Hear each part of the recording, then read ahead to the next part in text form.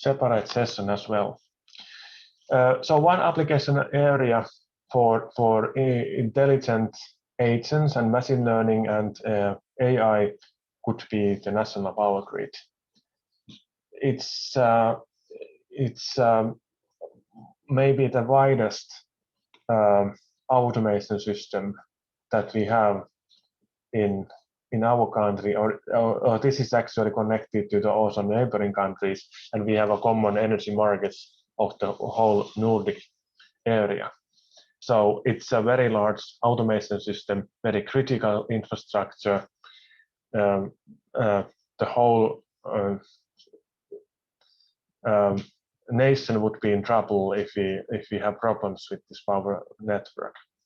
And quite often it was built in a time when we had only one-way feed of electricity in the grid, so that we had some power stations in certain locations, some nuclear power station on the west coast, some on the south coast, and some water hydropower stations, and some coal power stations. They were feeding power to the network, all the others were consumers. But nowadays the situation is much more complex. We have power generation all over the grid, and it's becoming more and more difficult to control all these things.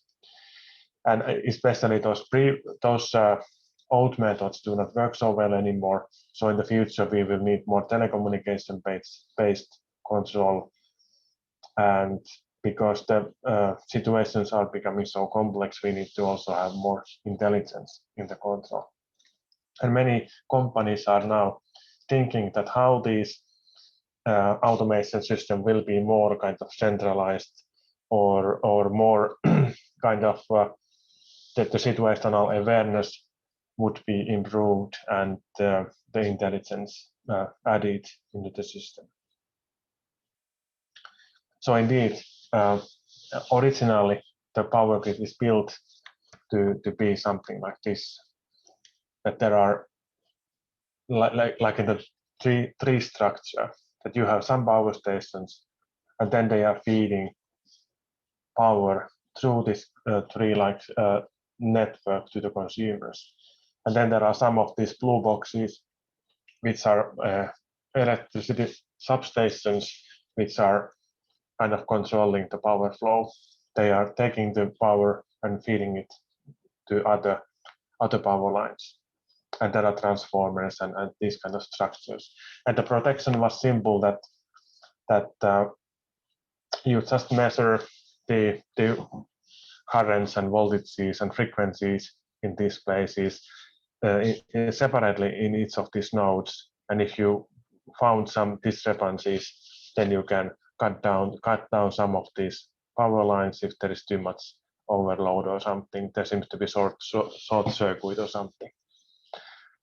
And it was easy and simple.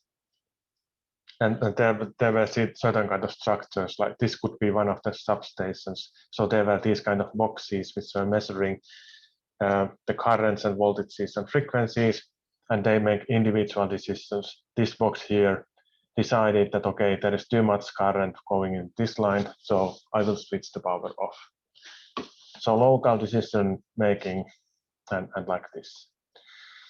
And all of these boxes were some sort of agents. So they got perceptions from the power system, and then they analyzed that what is the situation, is there overloading situation or something else, and then they make some actions. I cut down the power line because this seems to be overloaded. And the perceptions could be something like this. Here is the three-phase current, and so each of these is one current, and as we know, the power system has sinusoidal currents and voltages, and then we have three-phase system, so we have three different sinusoids which are out of phase, and then this is the normal situation. There can be some fluctuations of the currents depending on the load and depending on on the voltages on the power system. But then something strange happens. In some phases, the current goes too large, and also this other phase goes too large. So there seems to be some abnormal situation. And now this intelligent agent should recognize that we have a problem, we have to do something. So these can be these observations. And usually it was made so that these boxes just think that now this phase current is above a nominal threshold, so probably there is some problem, so I will cut down the power.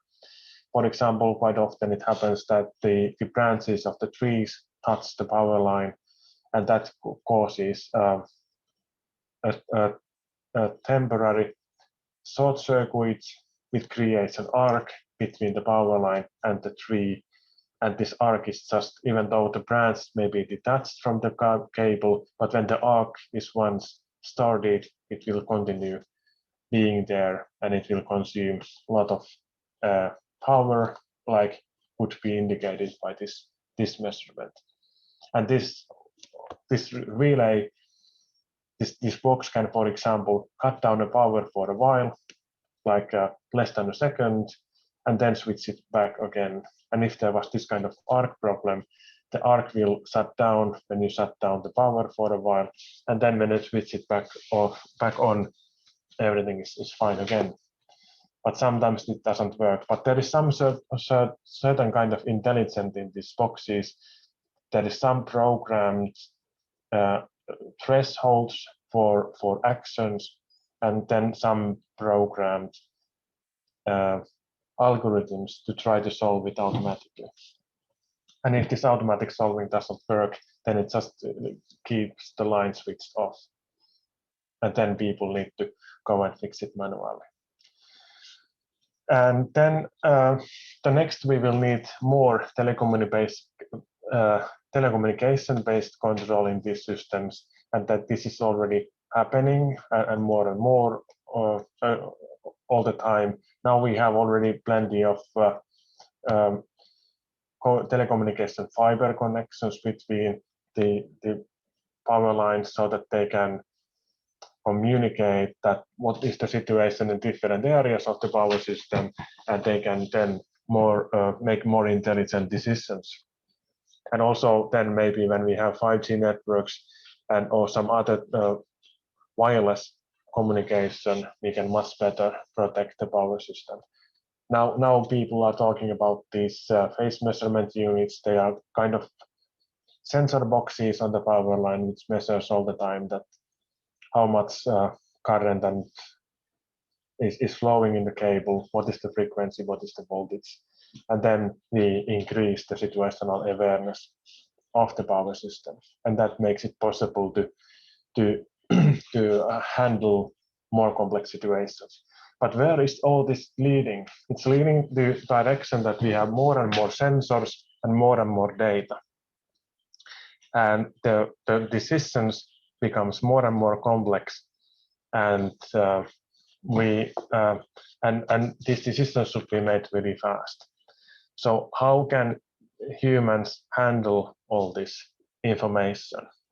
And probably the solution is to increase the AI on the power systems.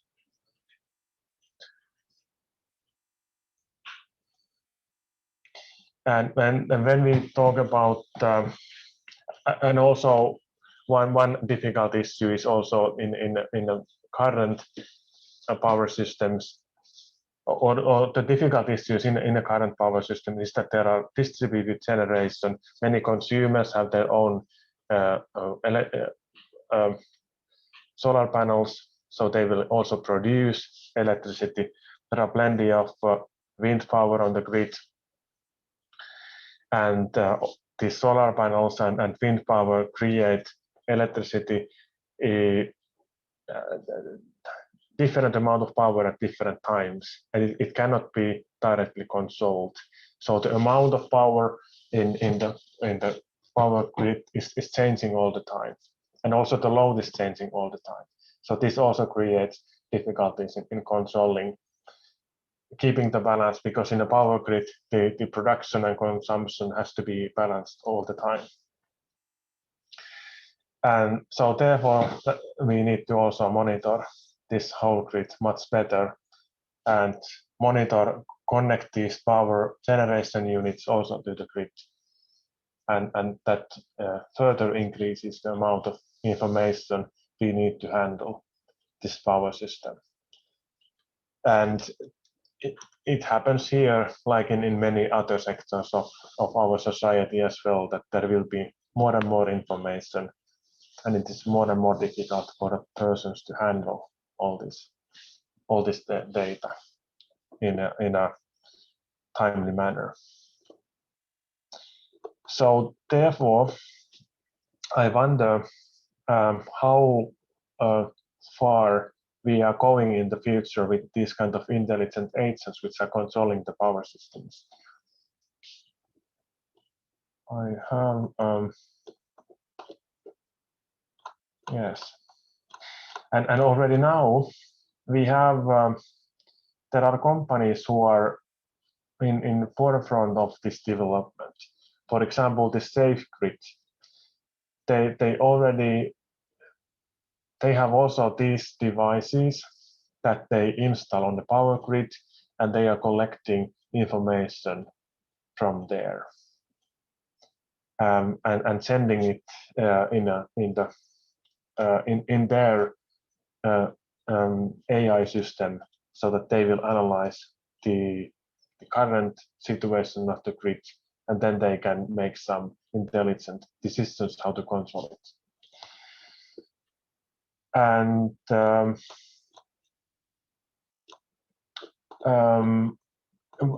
one very important part of this controlling of the power grid is that when there are faults, it should be very fast located where these problems are.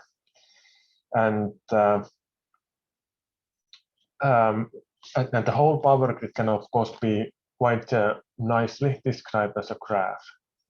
And then when there are certain issues in the power grid in certain location, it can be, and if we have enough measurements from different parts of this power grid, we can use this structural information to graph, to search where the location, where the problem has originated.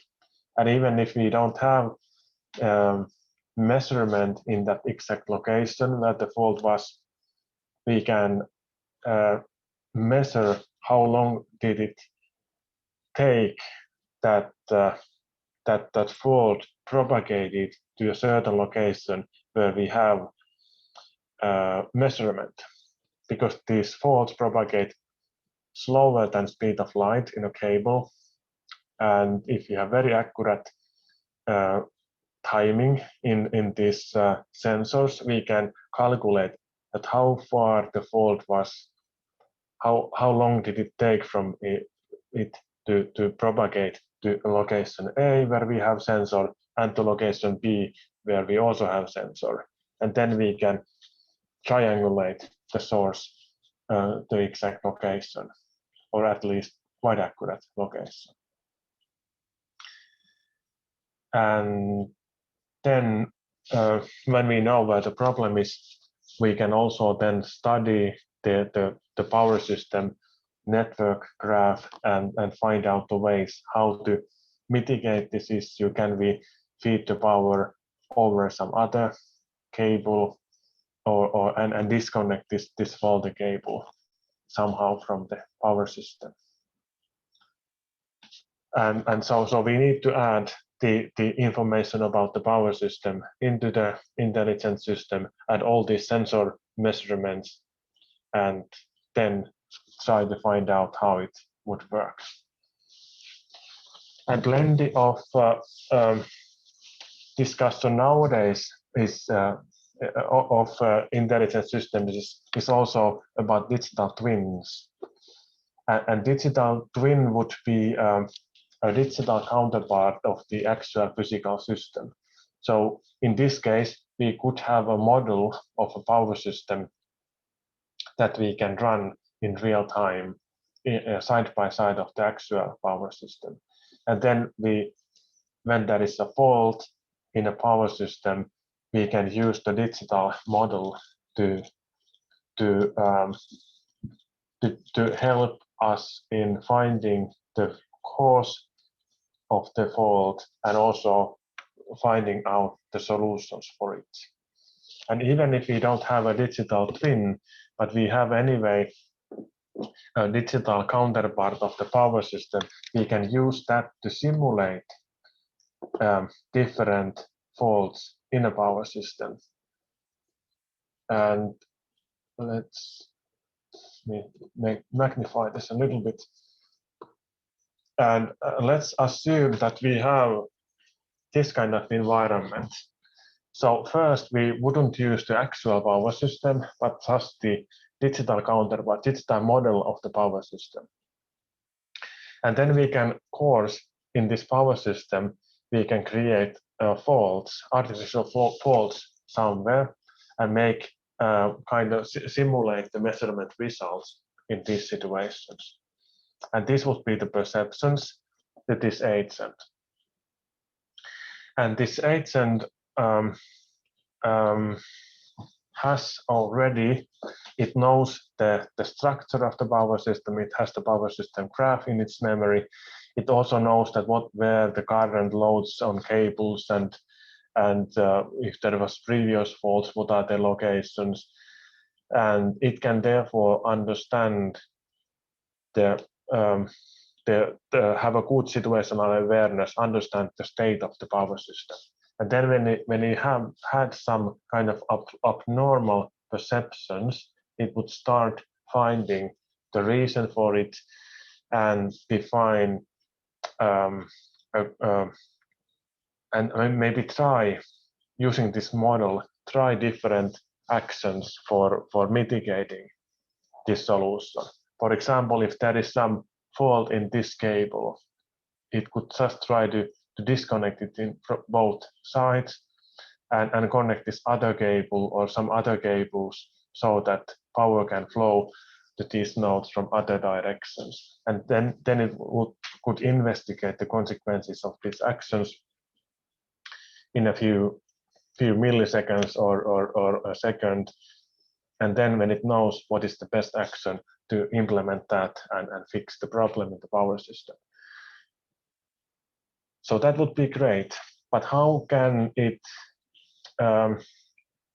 gain this knowledge? How can it understand what is the best solution in all kinds of fault cases? Because faults are actually quite rare in the power system. But then it could utilize the same method that this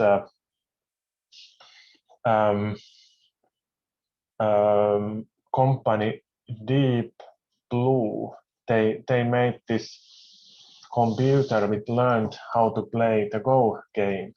That is say that it's much more difficult than chess, and it was able to beat the world championship, world champion in Go game, and they didn't program it to do it, but it was made by using machine learning, and it had a digital version of this Go game, and it was playing by itself like thousands of times, millions of times, and it learned which are the good moves and which are the bad moves, and then it was able to learn how to perfectly play this Go game.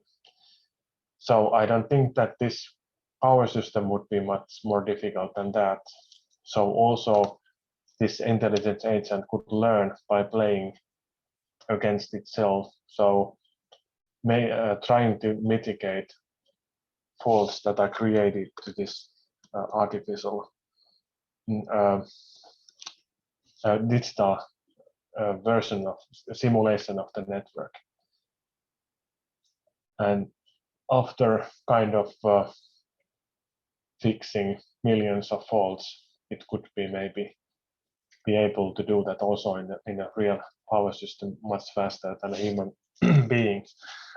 But before that, we need to have a good communication, telecommunication on the power system. We need to have more sensors, more data, more computational capabilities. But that is all that is happening at the moment. People are already doing these things. So I think that the direction is something like this. So there, the role of the machine learning would be to learn to handle this whole power system, and you could have many different components in it. Some algorithms that could extract important features from these kind of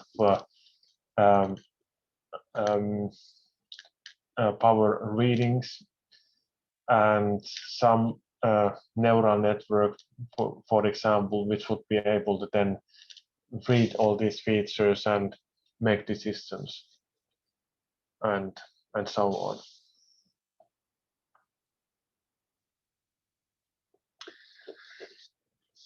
Yes, I think that is pretty much it.